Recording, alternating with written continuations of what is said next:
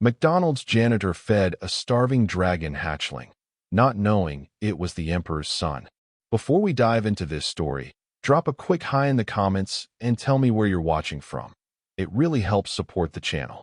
Blake Turner wiped his forehead with the back of his hand as he pushed the mop across the McDonald's kitchen floor.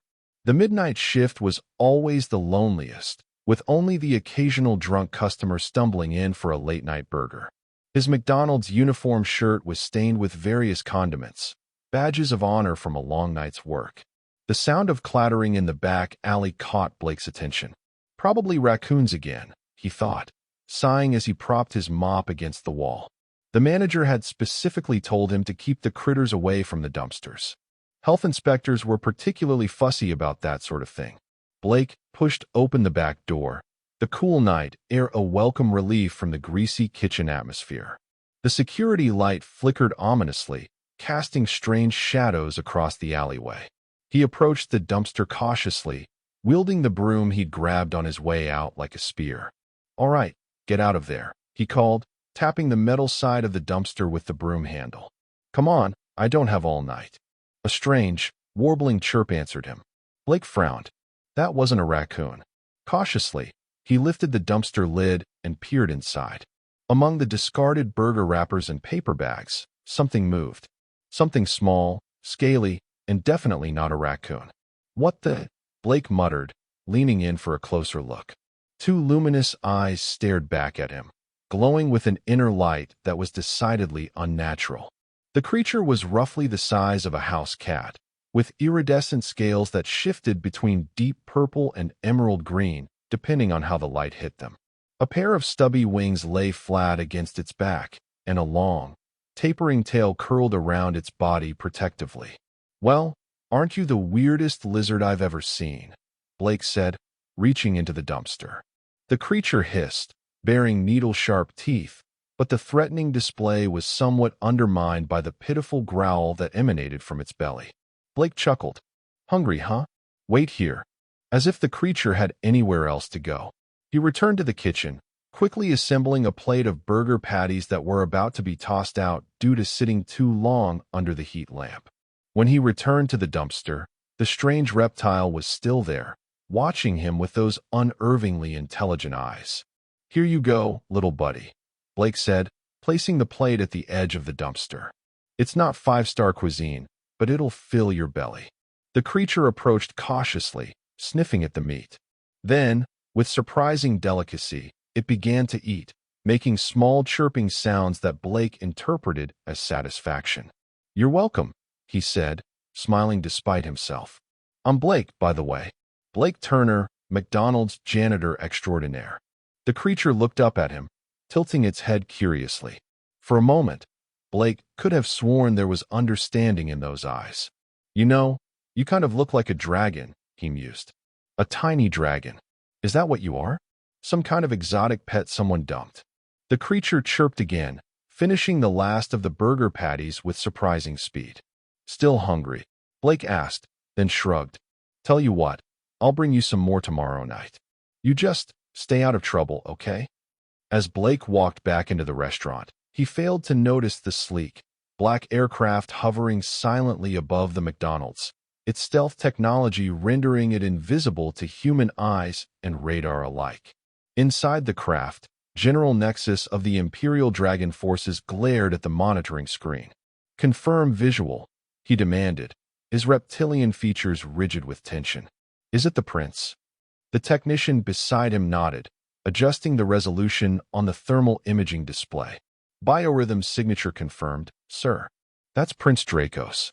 Nexus hissed softly, razor-sharp teeth glinting in the dim light of the command console. "What is that human doing with His Highness?" "It appears to be feeding him, sir," the technician replied, sounding just as confused as Nexus felt. "Feeding him what?" The technician adjusted the scanner. "Processed animal protein. Some form of cooked meat patty." Nexus narrowed his eyes. "Is it poisoned?" "No detectable toxins, sir." "Then why would the human feed him? What does it gain?" The technician hesitated. "I don't know, sir. Perhaps it's attempting to domesticate His Highness? Humans keep smaller animals as companions. Nexus snorted, a small jet of flame briefly illuminating the command center. Absurd. The prince is not some common pet. He is the heir to the Galactic Dragon Empire. He turned to his second-in-command. Prepare a retrieval team. We'll extract His Highness immediately. His second-in-command, Commander Valix, stepped forward. Sir, with respect, we can't risk an open intervention. The Emperor's orders were clear. No contact with humans until the Diplomatic Council makes its final assessment. If we reveal ourselves now. Nexus growled low in his throat, but Valix was right. The Emperor had been explicit. Earth was under evaluation for potential inclusion in the Galactic Alliance, but any premature contact could jeopardize the entire process. And with tensions already high among the Council members regarding humanity's worthiness. Fine, Nexus conceded. We maintain surveillance. But if that human harms one scale on the prince's body, evaluation protocols be damned.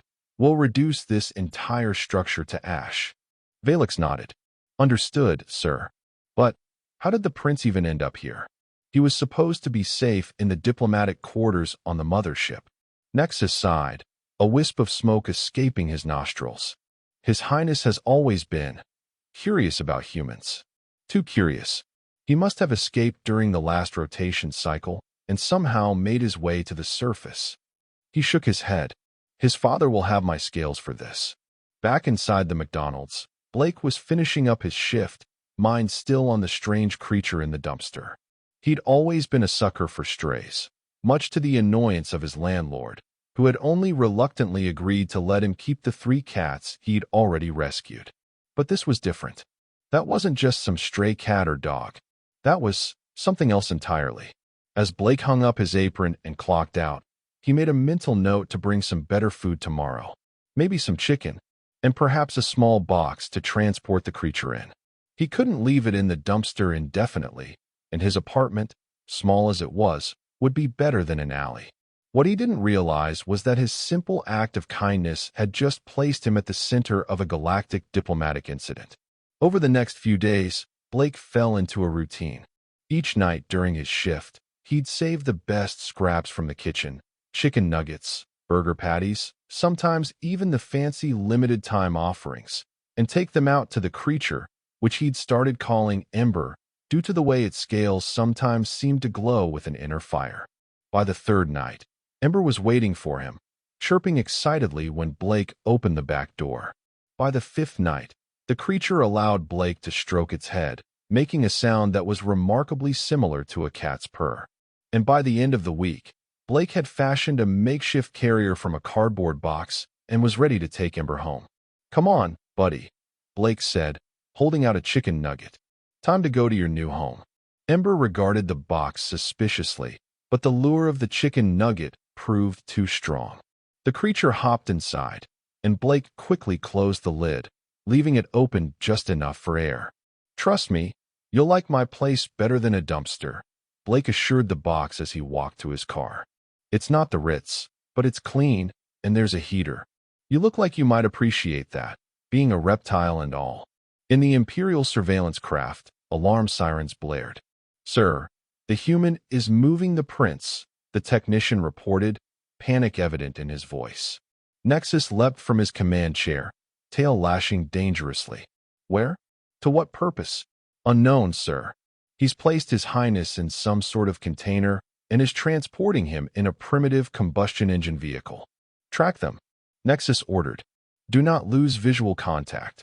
As Blake's battered Honda Civic pulled away from the McDonald's parking lot, the invisible surveillance craft followed, maintaining a discreet distance while its sensors remained locked on the precious cargo in Blake's passenger seat. Blake's apartment was on the 3rd floor of a worn-down building in a part of town that estate agents generously described as up and coming. It had been up and coming for the better part of 2 decades, but Blake didn't mind. The rent was cheap, and the landlord mostly left him alone as long as he paid on time. He carried the box carefully up the stairs, mindful of the occasional shifting and chirping from within. When he finally reached his apartment and closed the door behind him, he set the box gently on the living room floor. Welcome home, Ember, he said, opening the box. Ember poked his head out cautiously, those luminous eyes taking in the new surroundings. After a moment, the creature emerged fully, wings slightly extended as it explored its new environment. Blake's three cats watched from a distance, a mixture of curiosity and wariness in their postures.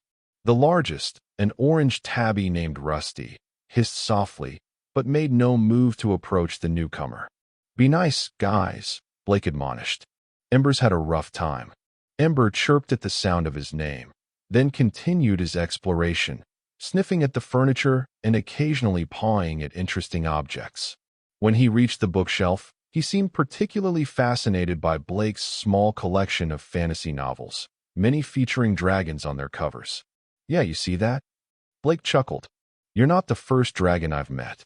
Just the first real one." Ember tilted his head, then made a sound that was almost like laughter. Blake raised an eyebrow. "You understand me, don't you? You're a lot smarter than you're letting on." In response, Ember chirped and fluttered his wings, landing gracefully on Blake's shoulder. The creature was heavier than he looked, and Blake staggered slightly before regaining his balance. Okay, make yourself at home," he said, gently lifting Ember off his shoulder and placing him on the couch. "I need to get ready for bed. Some of us have to work for a living, you know." As Blake went through his nightly routine, shower, teeth brushing, setting his alarm for the following evening, he couldn't shake the feeling that his life had just taken a very strange turn. He'd always been an ordinary guy, not particularly successful, not particularly ambitious. Just a guy trying to make ends meet with a janitor's salary and a penchant for taking in strays. But Ember wasn't just another stray. Ember was something else entirely. Something that possibly shouldn't exist. "What am I going to do with you?" Blake murmured as he emerged from the bathroom to find Ember curled up on his pillow, already fast asleep. Careful not to wake the creature, Blake slid into bed, pulling the covers up to his chin. Tomorrow, he decided, he'd do some research. Try to figure out exactly what Ember was and where he might have come from. For now, though, sleep beckoned. In the darkness outside Blake's apartment, the Imperial surveillance craft hovered, its sensors penetrating the building's walls to monitor the prince's vital signs. "His Highness appears to be sleeping, sir," the technician reported. Nexus frowned. "And the human? Also sleeping. No signs of aggression or ill intent detected." "This makes no sense," Nexus muttered. "Why would the human take the prince into its dwelling? What does it want?" Commander Valix cleared his throat. "Sir, I've been analyzing the human's behavior patterns. This isn't the first non-human entity it has sheltered. There are 3 feline creatures also residing in the dwelling. So the human collects alien species?" Nexus's voice dripped with disdain. "Not alien to Earth, sir. Domestic felines are common human companions. What I'm suggesting is that perhaps the human's motives are benevolent. It may genuinely believe it is helping a creature in need." Nexus snorted. "Helping? The prince is the heir to the most powerful empire in the galaxy. He doesn't need help from a primitive human. With respect, sir, His Highness was stranded, separated from us, and apparently hungry. The human provided food and shelter. By any objective measure, that constitutes help." Nexus fell silent, considering this. The concept was foreign to him. In dragon culture, one did not help without expectation of return. Alliances were formed based on mutual benefit, not whatever this was. "Continue monitoring," he finally ordered, "and prepare a report for the Emperor. He'll want to know what's happening with his son." The next evening, Blake awoke to find Ember perched on his chest, staring at him with those unervingly intelligent eyes. "Morning to you too," Blake mumbled, gently moving the creature aside so he could sit up. "Or evening, I guess." Ember chirped, jumping off the bed and heading toward the kitchen with purposeful strides. "Hungry, huh?" Blake yawned, following him. "Let's see what we've got." He opened the refrigerator, surveying its meager contents. Some leftover Chinese food, half a carton of milk that was probably still good, and a package of chicken breasts he'd bought on sale. He pulled out the chicken, figuring it was the closest to what a reptile, or dragon, or whatever Ember was, might naturally eat. As he started preparing the chicken, He noticed Ember watching him intently, head tilted in what seemed like curiosity. "You know, I've been thinking," Blake said, talking to Ember as he often talked to his cats, not really expecting a response. "You're definitely not a lizard. Those wings, those scales. If I didn't know better, I'd say you're actually a dragon. Like a real dragon." Ember chirped, wings fluttering slightly. "But that's crazy, right? Dragons aren't real. They're myths. Fantasy." Blake frowned, flipping the chicken in the pan. "But then again, what do I know? Maybe dragons are real. Maybe they're aliens. Maybe you're an alien." Ember made a trilling sound that almost seemed like agreement. Blake laughed. "Oh sure, you're an alien dragon. And I'm the janitor who discovered first contact while taking out the trash at McDonald's." That would be something, wouldn't it? If Blake could have understood the language of the Imperial dragons, he would have known that Ember's next series of chirps and trills translated roughly to, "That is exactly what happened, you oblivious human." Instead, Blake just smiled, transferring the cooked chicken to a plate and setting it on the floor for Ember. "There you go, buddy. Better than McDonald's, right?" Ember approached the plate eagerly, but before he could take a bite, a sharp pain lanced through Blake's head. He gasped, staggering backward, hands clutching his temples. Images flashed through his mind. A vast starship, larger than anything humans had ever built. A throne room gleaming with gold and jewels. A massive dragon, scales black as night, eyes burning like twin suns, and a sense of overwhelming power and authority. As quickly as it came, the vision faded, leaving Blake leaning against the kitchen counter, breathing heavily. "What the hell was that?" he whispered, looking at Ember with new eyes. Ember, for his part, seemed unperturbed, happily devouring the chicken as if nothing had happened. Blake slid down to sit on the kitchen floor, mind racing. That wasn't just a random hallucination. It felt like communication. Like Ember had somehow placed those images in his head. "Who are you?" Blake asked softly. "What are you?" Ember finished his meal and looked up at Blake, eyes glowing more intensely than ever before. Then, deliberately, the small dragon approached and placed one clawed foot on Blake's knee. Another flash of images. Ember, but larger, standing beside the black dragon from the previous vision. Beings that looked like humanoid dragons, dressed in what appeared to be military uniforms. A vast fleet of spacecraft, and finally, Earth, viewed from space. You're really an alien," Blake breathed, astonishment giving way to a strange calm. "And not just any alien. You're someone important, aren't you?" Ember chirped, and though no more visions came, Blake somehow understood it as confirmation. "Well," he said after a long moment, "this complicates things." In the surveillance craft, alarms blared once more. "Sir," the technician called, urgency in his voice.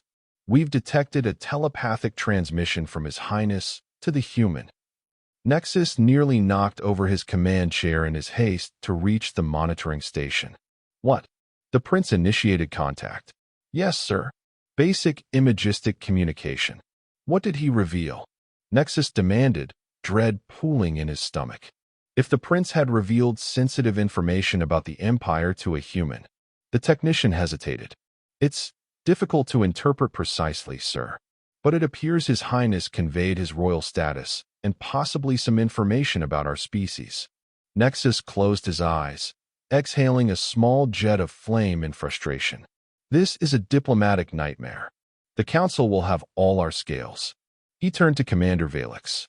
"We need to extract the prince now, before he reveals anything else." "But sir, the non-intervention protocols are already compromised," Nexus finished. "The prince has made telepathic contact. We have no choice but to proceed with extraction." "And the human?" Valix asked quietly. Nexus's expression hardened. "Standard procedure for compromised security. Memory wipe if possible. If not," he left the sentence unfinished, but Valix understood. Elimination was always an option. Blake spent his shift at McDonald's in a daze, mechanically going through the motions of mopping floors and cleaning bathrooms while his mind raced with the implications of his discovery. Ember, or whatever his real name was, wasn't just an alien. He was royalty, the son of what appeared to be some kind of dragon emperor. And somehow, Blake Turner, a janitor whose greatest achievement to date was maintaining a 3-star rating on his rarely used Uber driver account, had become his caretaker. "Everything okay, Blake?" his manager asked as he nearly walked into a wall, mop in hand. "You seem distracted tonight." "Yeah, sorry," Blake mumbled. "Just didn't sleep well." Which was true, in a sense. After Ember's telepathic revelation, sleep had been impossible. Blake had spent hours researching dragons in mythology, then aliens in scientific literature, then conspiracy theories about government cover-ups of extraterrestrial contact. None of it had been particularly helpful, but it had kept him occupied until his shift. Now, as he finished cleaning the last bathroom and prepared to head home, Blake couldn't shake the feeling that he was being watched. He kept seeing movements out of the corner of his eye, hearing sounds just at the edge of perception. When he stepped out into the parking lot after his shift, the feeling intensified. The hairs on the back of his neck stood up, and a chill ran down his spine that had nothing to do with the cool night air. "Hello," he called, feeling foolish even as he did so. "Is someone there?" No response came, but as he reached his car, Blake noticed something odd. A small, metallic disc, no larger than a quarter, attached to the underside of his door handle. It hadn't been there when he arrived for his shift, he was certain. Cautiously, he reached out and touched it. The disc seemed to pulse with a faint, greenish light, and it was warm to the touch. "What the?" Blake began, but was cut off as a blinding light suddenly engulfed the parking lot. Shielding his eyes, Blake looked up to see the source of the illumination, and his jaw dropped. Hovering silently above the McDonald's was a craft unlike anything he'd ever seen. Sleek, black, with no visible engines or propellers, yet somehow maintaining perfect stability in the air. "Oh my God," Blake whispered, rooted to the spot as a beam of light shot down from the craft, touching the ground just a few feet away from him. Within the beam, shapes began to materialize. Humanoid figures, tall and imposing, with reptilian features that reminded Blake unmistakably of Ember. They wore what appeared to be armor, black and gleaming, with insignias Blake didn't recognize emblazoned on their chests. And they were all staring directly at him. The tallest of the figures stepped forward, golden eyes fixed on Blake with an intensity that made him want to run. But his legs refused to cooperate. "Human," the figure spoke, its voice a deep, rumbling sound that seemed to vibrate the air itself. "You have something that belongs to us." Blake swallowed hard, mind racing. They were here for Ember. Of course they were. But how did they know? How had they found him? I don't know what you're talking about," he stammered, playing for time. The dragon-like being's eyes narrowed, and a small jet of flame escaped its nostrils. "Do not attempt deception. Our sensors have tracked the prince to your dwelling. You will return him to us immediately." "The prince," Blake echoed, feigning confusion despite the cold dread settling in his stomach. "Prince Dracos, heir to the Galactic Dragon Empire." The being clarified, impatience evident in its tone. "The young dragonling you removed from this establishment's waste disposal unit." "Ember," Blake said softly. "His name is Ember." The dragon being snorted, another small flame briefly illuminating the night. "The prince's name is Dracos. And you, human, have interfered in matters beyond your comprehension. Hand him over, and perhaps the Emperor will be merciful when deciding Earth's fate." Blake's heart skipped a beat. "Earth's fate? What do you mean?" "Your planet is under evaluation for potential inclusion in the Galactic Alliance," the being explained, as if talking to a child. "But the kidnapping of the Imperial heir is an act of aggression that cannot be overlooked." "Kidnapping?" Blake sputtered. "I didn't kidnap anyone. I found him in a dumpster, starving. I was helping him." The dragon being tilted its head, a gesture so reminiscent of Ember that Blake felt a pang of recognition. "Helping?" the being echoed, sounding genuinely puzzled. "Without expectation of reward or advantage." "Yes, helping," Blake insisted. "Because that's what decent people do when they find someone, or something, in need." The being turned to one of its companions, speaking in a language Blake couldn't understand. A series of clicks, growls, and musical trills. The conversation seemed heated, with several of the beings gesturing emphatically. Finally, the leader turned back to Blake. "I am General Nexus of the Imperial Dragon Forces. You will take us to the prince immediately." It wasn't a request. Blake hesitated, then nodded slowly. "He's at my apartment. But you're all a bit conspicuous. Your ship too. Won't people notice?" Nexus made a sound that might have been a laugh. "Our vessel and ourselves are equipped with perception filters. Only those we wish to see us can see us." "So I'm special?" Blake asked, unable to keep the incredulity from his voice. "You are relevant to our mission," Nexus corrected. "Nothing more. Now, take us to the prince." Blake hesitated. "And what happens after?" "To me, I mean." Nexus's expression revealed nothing. "That depends on the prince's condition and your cooperation." Not exactly reassuring, Blake thought. "Fine," he said aloud. "Follow me. Or, do you want to ride in your ship?" "We will follow in our vessel," Nexus stated. "You will proceed in your primitive transport. Any deviation from the direct path to your dwelling will be interpreted as hostile action." "Right. No pressure," Blake muttered, climbing into his car. As he drove home, the invisible alien spacecraft hovering somewhere above him, Blake couldn't help but wonder if he'd somehow stumbled into the plot of a science fiction movie. 3 days ago, his biggest concern had been making rent. Now, he was involved in an interstellar diplomatic incident. Life, Blake decided, had a strange sense of humor. When Blake pulled into his apartment complex's parking lot, he half expected to see the alien spacecraft landing on the roof. Instead, when he got out of his car, Nexus and two other dragon beings simply appeared beside him, as if they'd been there all along. "Your dwelling?" Nexus prompted, gesturing toward the building. "Third floor," Blake confirmed, leading the way. He tried to imagine what his neighbors would think if they could see him leading a group of 7-foot-tall reptilian aliens up the stairs. Probably that he needed to cut back on the late-night shifts. Outside his apartment door, Blake paused. "Listen, before we go in, I just want to make something clear. I didn't know Prince Dracos, was your prince. I just thought he was some kind of exotic animal someone had abandoned. I was trying to help." Nexus regarded him with those unnerving golden eyes. "Your intentions will be evaluated by higher authorities than myself, human. Open the door." Blake sighed, then unlocked his apartment.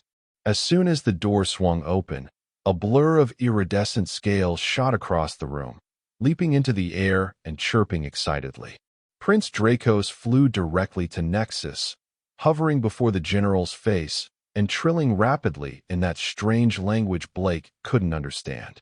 Nexus and the other dragon beings seemed shocked, their rigid postures suddenly slackening as they listened to the prince's communication. After what seemed like an eternity, but was probably only a minute or two, Nexus turned to Blake, his expression unreadable. "The prince has explained the situation," he said slowly. "It seems our initial assessment was incomplete." Blake raised an eyebrow. Meaning, Nexus continued, "that Prince Dracos confirms your account.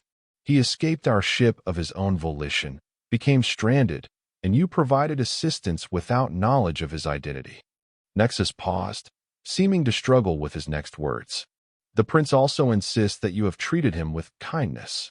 The way Nexus said the word kindness made it sound like an alien concept, which, Blake realized, it might well be to these beings. "Well, yeah," Blake said, shrugging. "He was hungry and alone. Of course I helped him." Prince Dracos chirped again, landing on Blake's shoulder and nuzzling against his cheek affectionately. "The prince appears to have developed an attachment to you," one of the other dragon beings observed, sounding perplexed. "We've bonded," Blake said simply. "That happens when you share your home with someone, even if they're from another planet." Prince Dracos trilled, then flew back to hover in front of Nexus, communicating rapidly once more. Nexus's eyes widened. "Your Highness, that is highly irregular. The protocols specifically state." The prince interrupted with a sharp chirp, his small form seeming to grow more imposing despite his size. Nexus bowed his head. As you wish, Your Highness. Blake looked between them, confusion evident on his face. What's going on? Nexus straightened, fixing Blake with a stern gaze. Prince Dracos has made a most unusual request. He wishes for you to accompany us back to the Imperial flagship. What? Blake blinked. Why? He believes you would make an excellent representative of humanity in our ongoing evaluation process, Nexus explained, not sounding particularly thrilled about it. Additionally, Nexus hesitated, seeming almost embarrassed. He says he would miss you if he left without you. Blake stared at the small dragon perched now on his coffee table, those intelligent eyes regarding him expectantly. You want me to go to space with you? Blake asked, addressing Prince Dracos directly. The prince chirped affirmatively. But I have a job, a life here. Even as he said it, Blake realized how hollow it sounded. His job was mopping floors at McDonald's. His life consisted of caring for stray cats and watching Netflix. Was he really turning down the opportunity to travel to the stars? The absence would be temporary, Nexus clarified. A diplomatic exchange lasting no more than one Earth rotation cycle. After which, you would be returned here, with appropriate compensation for your time. Compensation. The Empire rewards those who assist the royal family. Even humans. Blake looked around his small, shabby apartment. At his cats, who were watching the proceedings with typical feline indifference. At his life, which had been going nowhere particular until a small dragon had fallen into it. When do we leave? He asked. Prince Dracos chirped happily, flying circles around Blake's head. Nexus checked a device on his wrist that looked something like a futuristic watch. Immediately, the Emperor awaits his son's return. Blake swallowed hard. The Emperor. Right. He glanced at his cats. I need someone to feed my cats while I'm gone. Nexus made a gesture, and one of the other dragon beings stepped forward. A caretaker drone will be assigned to maintain your dwelling and attend to your feline companions during your absence. A drone? Like a robot? Essentially, yes. Blake nodded slowly, trying to process it all. Okay, let me just pack a bag. Unnecessary, Nexus stated. All required provisions will be supplied aboard the flagship. Right? Of course. Blake took a deep breath. I guess I'm ready then. As he followed Nexus and the others out of his apartment, Prince Dracos perched contentedly on his shoulder. Blake couldn't help but marvel at the strange turn his life had taken. From McDonald's janitor to intergalactic diplomat in less than a week. All because he'd taken the time to feed a starving dragon hatchling. The journey to the Imperial flagship took less time than Blake's usual commute to McDonald's.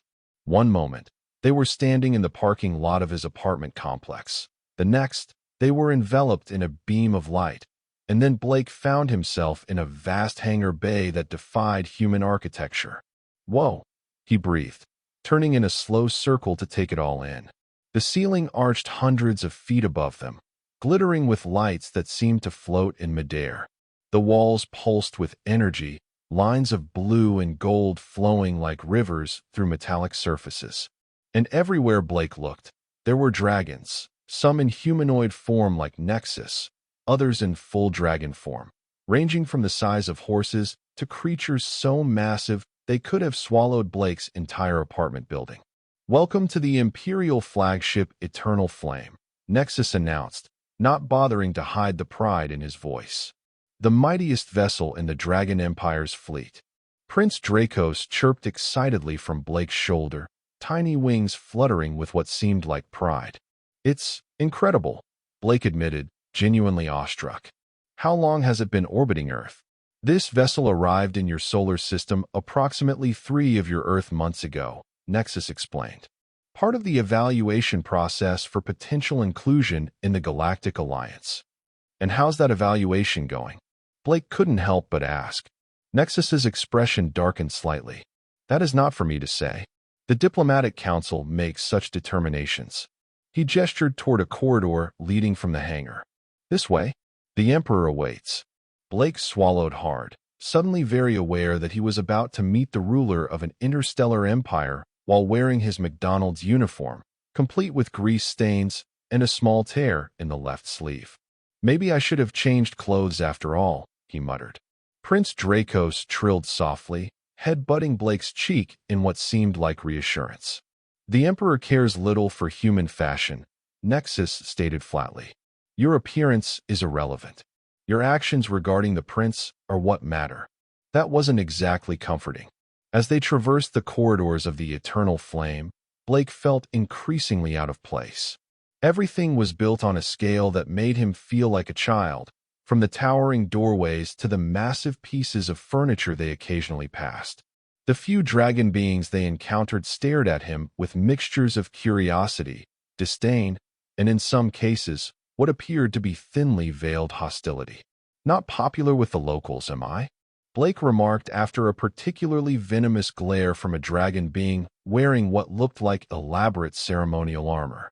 Humans are controversial among our kind, Nexus admitted. Some view your species as promising allies. Others see you as dangerous primitives best left to develop in isolation. The prince's adventure has only intensified the debate. Great, Blake sighed. So I'm walking into a political firestorm. Indeed, Nexus agreed, not bothering with false reassurance. The Emperor will determine whether your actions constitute aid to the imperial family, which would be viewed favorably, or interference in imperial affairs, which would not. Blake grimaced. And what happens if it's the latter? Nexus didn't answer immediately, which was answer enough. Finally, they reached an enormous set of doors, easily 50 feet tall, carved from what appeared to be a single piece of material that resembled obsidian but gleamed with an inner fire, like embers. Prince Dracos's scales. Two massive dragons flanked the doors, their scales a deep burgundy, eyes glowing like embers. They straightened as Nexus approached, wings folding tightly against their bodies in what Blake assumed was a salute. General Nexus, one rumbled, voice so deep Blake felt it in his chest. The Emperor has been informed of your arrival with the prince and the human. The way the guard said human made it sound like cockroach, but Blake kept his expression neutral. Nexus nodded. We seek immediate audience. Granted, the guard responded, and both dragons placed their claws on the massive doors, which swung open silently despite their apparent weight. Prince Dracos chirped excitedly, launching himself from Blake's shoulder and flying through the doors ahead of them. Your Highness, protocol dictates. Nexus began, but it was too late. The prince had already disappeared into the throne room beyond. Nexus sighed, a small jet of flame escaping his nostrils. Follow me, human, and remember your place. Speak only when addressed directly by His Imperial Majesty. Got it, Blake nodded, wiping suddenly sweaty palms on his uniform pants. Don't speak unless spoken to. Easy enough. As they passed through the doors, Blake's jaw dropped for the second time since arriving on the flagship. The throne room was beyond anything he could have imagined, a cathedral-like space that seemed to extend for acres, with a ceiling so high it disappeared into shadow and mist. Columns of what appeared to be crystallized fire supported arches of gleaming metal, and the floor beneath his feet was polished to such a shine that it perfectly reflected the thousands of floating lights that illuminated the chamber. And at the far end, atop a dais of stepped obsidian, sat the most magnificent creature Blake had ever seen. The Emperor of the Galactic Dragon Empire was easily the size of a commercial airliner, his scales so black they seemed to absorb light rather than reflect it. The only exceptions were the veins of molten gold that ran like rivers between the scales, pulsing with each breath the massive dragon took. His wings, partially folded against his back, could have engulfed Blake's entire apartment building, and his eyes, two orbs of pure golden fire, fixed immediately on the human as he entered. Before the Emperor's throne, Prince Dracos hovered, chirping and trilling in their draconic language, occasionally gesturing back toward Blake with his tail or wings. As Blake and Nexus approached, the prince's communication grew more animated, until finally, the Emperor raised one massive claw, silencing his son. So, the Emperor spoke, his voice like rolling thunder, yet perfectly understandable to Blake's ears. This is the human who found my son. Blake swallowed hard, remembering Nexus's instruction to speak only when directly addressed. Was that a direct address? He decided to err on the side of caution and remained silent, giving a small bow instead. The Emperor's massive head tilted slightly. You may speak, human. My son has told me much about you already, but I would hear your account of events. Blake straightened, acutely aware that his future, possibly the future of Earth itself, might depend on what he said next. Your Majesty, he began, surprising himself with how steady his voice sounded. I found your son, Prince Dracos, in a waste disposal unit behind the restaurant where I work. He appeared hungry and alone, so I provided food and later shelter. I had no idea who or what he was, only that he needed help. Where I come from, helping those in need it's just what we do. The Emperor's eyes narrowed fractionally. You claim you aided my son with no knowledge of potential reward? No expectation of advantage. Yes, Your Majesty, Blake confirmed. I just wanted to help. The Emperor rumbled deep in his chest, a sound that made the entire chamber vibrate. Curious. In my experience, sentient beings rarely act without self-interest. His massive head swung toward Nexus. General, is the human's account consistent with your findings? Nexus stepped forward, dropping to one knee. Yes, Your Imperial Majesty. Our surveillance confirms the human's claims. He provided sustenance and shelter to the prince without apparent knowledge of His Highness's identity. The Emperor's attention returned to Blake, those burning eyes studying him with unsettling intensity. Tell me, human, what is your designation? My name is Blake Turner, Your Majesty. And what is your function within human society? Blake Turner. Blake hesitated, suddenly very conscious of his humble position. I'm a janitor, Your Majesty. I cleaned the restaurant where I found your son. A sanitation worker, the Emperor mused. Not a warrior, scientist, or ruler. No, Your Majesty. Just an ordinary guy. The Emperor made a sound that might have been a laugh, a rumbling that sent small cascades of dust falling from the distant ceiling. Yet you took it upon yourself to care for the heir to the greatest empire this galaxy has ever known. The massive dragon leaned forward slightly, bringing his head closer to Blake. Why? Blake met those fiery eyes, finding courage he didn't know he had. Because he needed help. That's reason enough. The throne room fell silent, save for the distant hum of the ship's engines. Even Prince Dracos seemed to be holding his breath, hovering motionless between his father and Blake. Finally, the Emperor spoke. In 10,000 years of ruling the Dragon Empire, I have encountered countless species across the stars. Many technologically superior to humans. Many physically stronger. Many with abilities your kind can only dream of. He paused, those golden eyes boring into Blake. Yet few have demonstrated the quality you have shown my son. Blake blinked, confused. Quality, Your Majesty? Compassion without calculation, the Emperor clarified. You had nothing to gain and potentially much to lose by taking in a creature unknown to you. Yet you did so without hesitation. The massive dragon settled back on his throne. This quality is rare and valuable. Prince Dracos chirped excitedly, performing an aerial loop before landing on Blake's shoulder once more. My son has grown quite attached to you, the Emperor observed. He tells me you named him Ember during his stay with you. Blake felt his cheeks flush. I didn't know his real name, Your Majesty. I thought it suited him because of how his scales sometimes glow. Ember. The Emperor tested the name, smoke curling from his nostrils. It is not without merit, as human designations go. From his shoulder, Prince Dracos chirped happily, head-butting Blake's cheek again. It seems my son agrees, the Emperor noted, amusement evident in his tone. He has requested that you be permitted to continue using this designation when addressing him informally. Blake glanced at the small dragon on his shoulder, who trilled affirmatively. I'd be honored, Your Majesty. The Emperor's attention shifted to Nexus. General, what is the status of the Diplomatic Council's deliberations regarding Earth? Nexus straightened, his expression grave. Deadlocked, Your Imperial Majesty. The Council remains divided on whether humans are ready for inclusion in the Alliance. The conservative faction, led by Lord Pyrrhus, continues to argue that humans are too unpredictable, too prone to violence and irrational behavior. And the progressive faction, led by Lady Seraphina, they point to human creativity, adaptability, and potential for growth.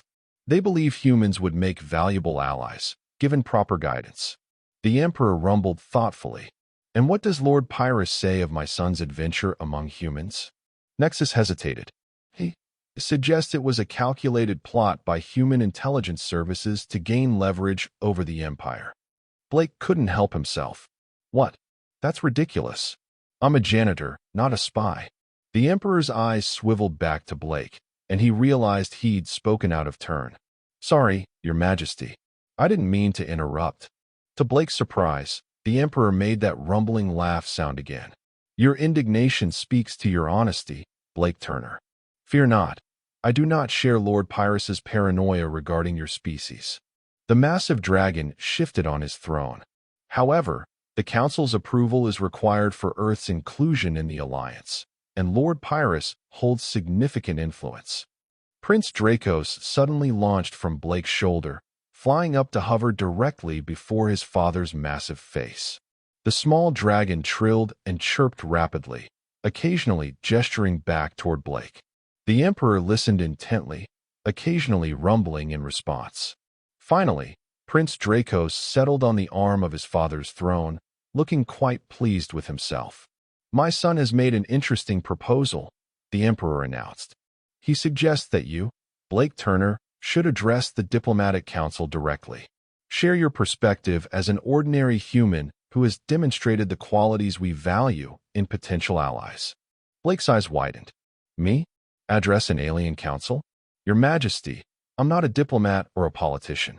I don't know anything about interstellar politics. That, the Emperor stated, is precisely why my son believes you would be effective. You represent humanity in its natural state, unpolished by diplomatic training or political ambition. The massive dragon leaned forward again. The council convenes in 1 hour. You have until then to prepare. It wasn't a request. Blake was given a small chamber to refresh himself before the council meeting, though there wasn't much he could do about his McDonald's uniform. A dragon being who introduced himself as Talon, apparently assigned as Blake's guide, provided a brief overview of the Diplomatic Council and its function. The council consists of 12 representatives from the most influential species within the Galactic Alliance, Talon explained, his voice clipped and formal. They evaluate all potential new members, making recommendations to the Emperor, who has final authority. And they're deadlocked about Earth? Blake asked, pacing nervously. Indeed. 6 favor inclusion, 6 oppose. Lord Pyrrhus leads the opposition. He is not fond of mammals in general, and has particular concerns about human unpredictability. Great, Blake muttered. So I just need to convince a dragon who hates mammals that humans are predictable and trustworthy. Talon's expression remained neutral. I would focus on demonstrating why the qualities you showed in caring for Prince Dracos make humans valuable allies. The prince believes in you. That counts for something. Blake stopped pacing, struck by the sincerity in Talon's voice. You care about him. About Ember. I mean, Prince Dracos. Talon's formal demeanor cracked slightly. I have served as His Highness's tutor since he hatched.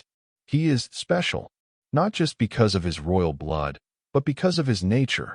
He sees value where others see only weakness. The dragon being straightened, composure returning. It is time. The council awaits. The council chamber was smaller than the throne room, but no less impressive. Arranged in a semicircle were 12 ornate seats, each occupied by a being so alien that Blake had to force himself not to stare. Some resembled dragons. Others were completely different. Crystalline entities that glowed from within, beings that seemed composed entirely of living flame, and creatures so bizarre Blake's mind could barely process their forms. At the center of the semicircle stood a raised platform, currently empty, which Talon indicated was where Blake would stand to address the council. Behind this platform, on a higher dais, sat the Emperor, with Prince Dracos perched on the arm of his throne, watching proceedings with evident interest. As Blake entered, all conversation ceased, and 12 pairs of alien eyes fixed on him with varying degrees of curiosity, skepticism, and in one case, unmistakable hostility. Blake didn't need to ask which one was Lord Pyrrhus, the dragon being with scales the color of dried blood, whose golden eyes narrowed to slits at Blake's approach. Members of the Diplomatic Council, the Emperor's voice rumbled through the chamber. Before you stands Blake Turner, a human from the planet Earth. He is neither a diplomat nor a leader among his kind, but an ordinary citizen whose actions regarding my son have brought him to our attention. I have granted him the right to address this council regarding Earth's petition for alliance membership. Lord Pyrrhus rose immediately, his posture rigid with indignation. Your Imperial Majesty, with all due respect, this is highly irregular. This human has no official standing.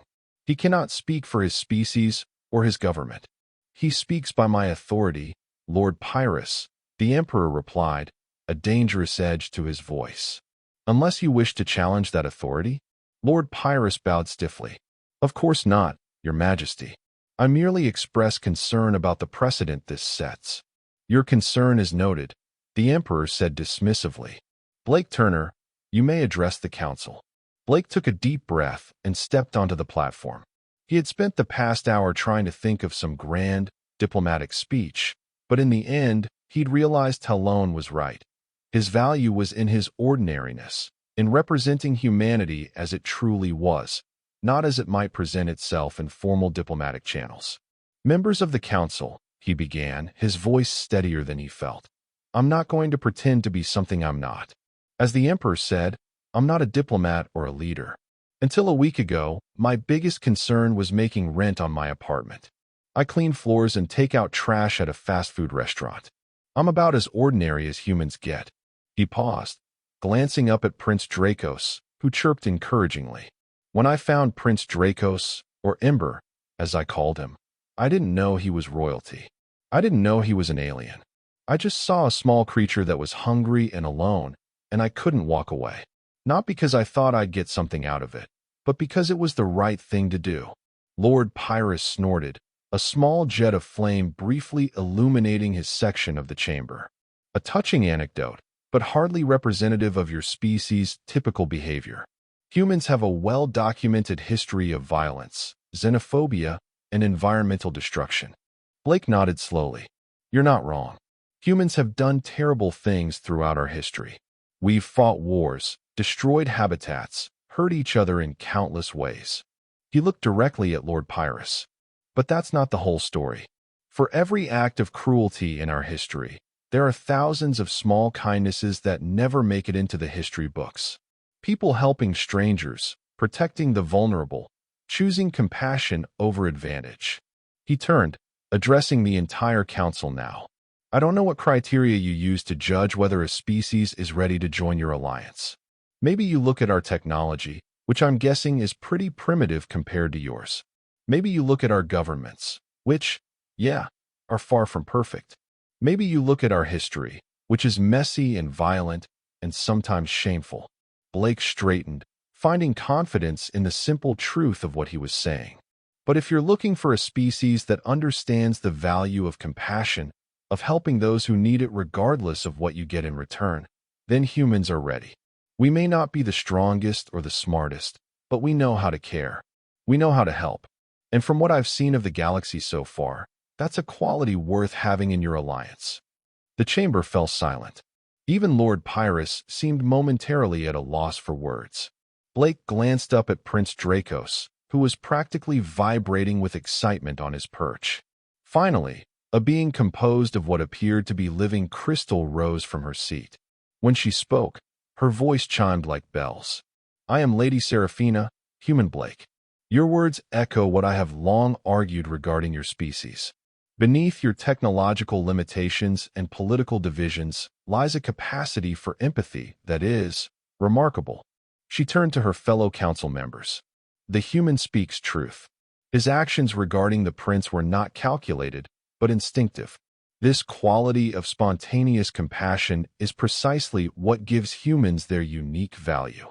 Lord Pyrrhus rose again, scales flushed darker with agitation. One human's actions cannot erase the concerns about their species as a whole. They are unpredictable, fractious, prone to violence, and capable of great kindness, Lady Seraphina interrupted.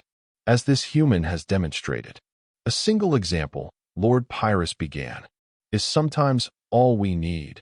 The Emperor's voice cut through the chamber like thunder. I have observed humans for centuries. They are indeed all that you claim, Lord Pyrrhus, unpredictable, emotional, sometimes violent. They are also, as Lady Seraphina and Blake Turner have stated, capable of remarkable compassion. The massive dragon's eyes swept the council.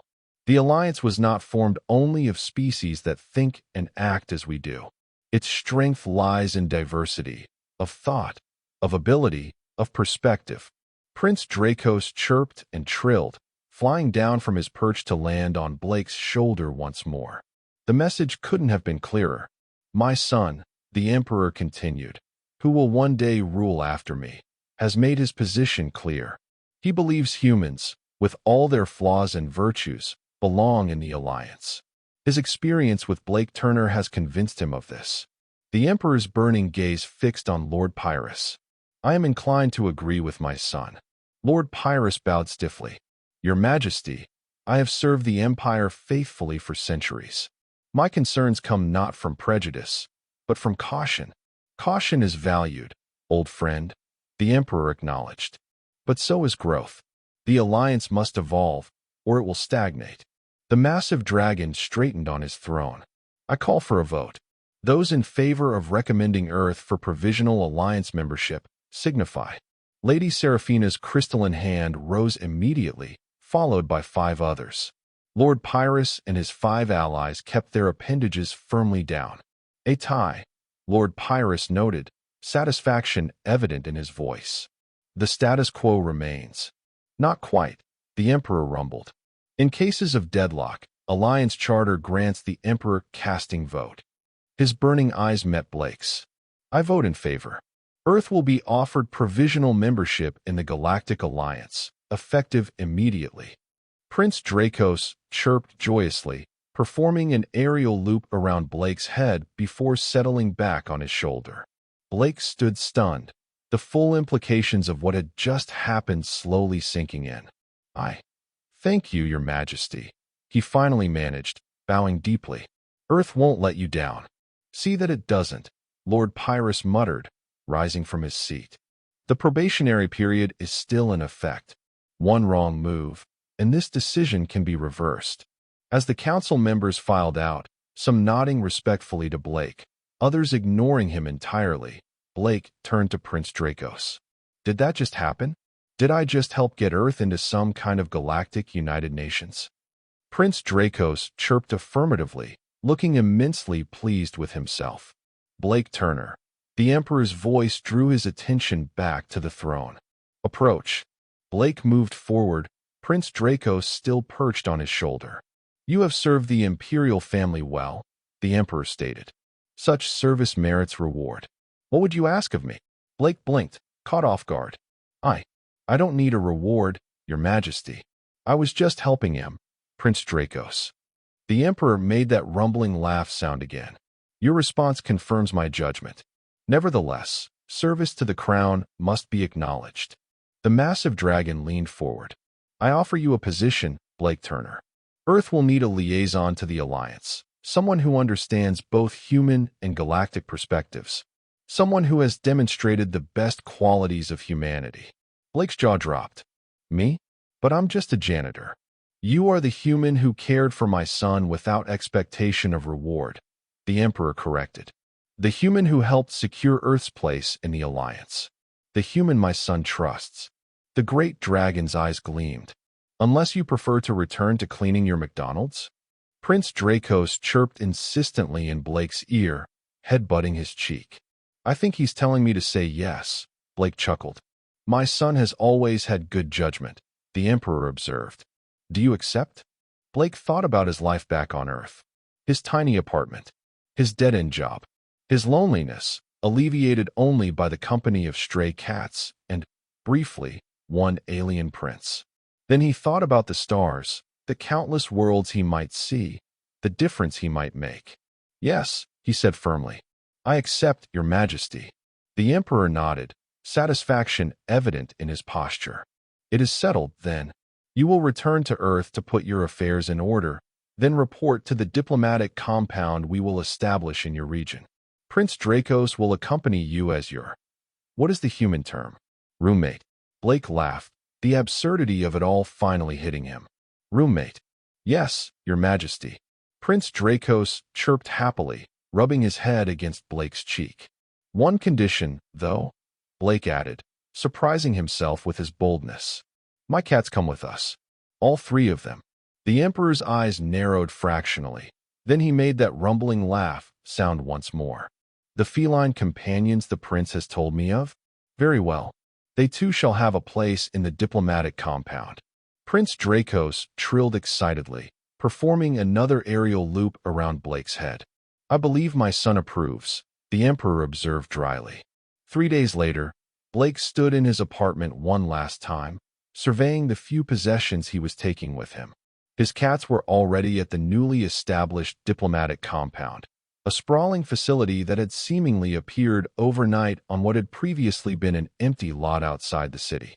Prince Dracos, or Ember, as Blake still called him in private, perched on the kitchen counter, watching Blake with those intelligent eyes.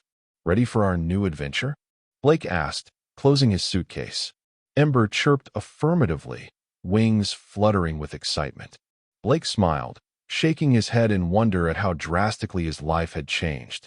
1 week ago, he'd been a janitor at McDonald's, living paycheck to paycheck. Now, he was Earth's first official liaison to the Galactic Alliance, with an alien prince as his roommate. All because he'd taken the time to feed a hungry creature he'd found in a dumpster.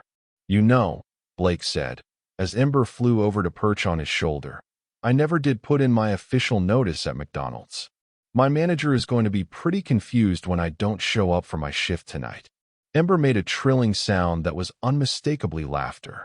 "Yeah, I guess that's not really important in the grand scheme of things," Blake agreed, picking up his suitcase. "Still, maybe we should stop by on our way to the compound. I should at least tell them I quit." Ember chirped his agreement, settling comfortably on Blake's shoulder as they headed for the door. Blake paused at the threshold, looking back at the small apartment that had been his home for the past 5 years. It wasn't much, but it had been his. And in a strange way, it had been the starting point for something extraordinary. "Thanks for getting stuck in that dumpster," Blake said to Ember, scratching the small dragon under his chin. "Best thing that ever happened to me." Ember trilled softly, head-butting Blake's cheek affectionately.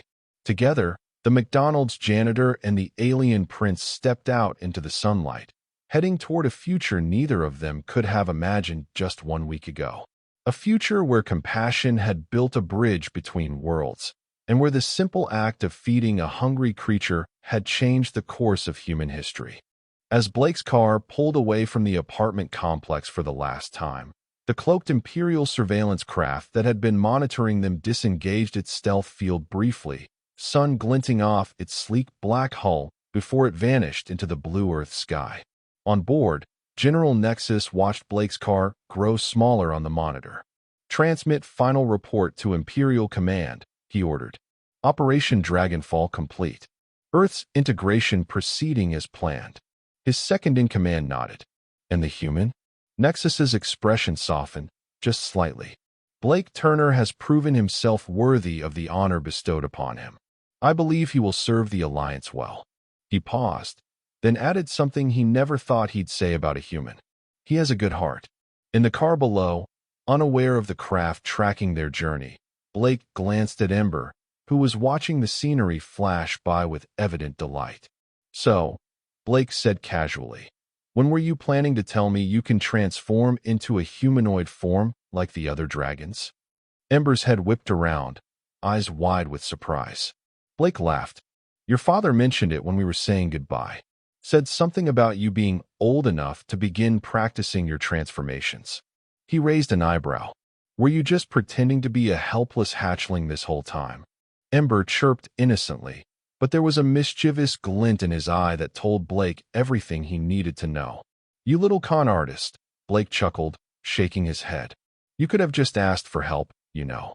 Ember trilled, a sound Blake had come to recognize as laughter, and flew from the passenger seat to perch on Blake's shoulder, nuzzling against his cheek affectionately. Yeah, I love you too, you sneaky dragon.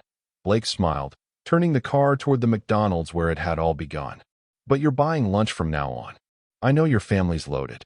As Blake pulled into the McDonald's parking lot, he felt a strange sense of completion. The circle was closing. One chapter ending, another beginning. And as he walked through those familiar doors one last time, Prince Dracos of the Galactic Dragon Empire perched on his shoulder, Blake Turner, former janitor, current diplomat, couldn't help but smile at the absurdity and wonder of it all.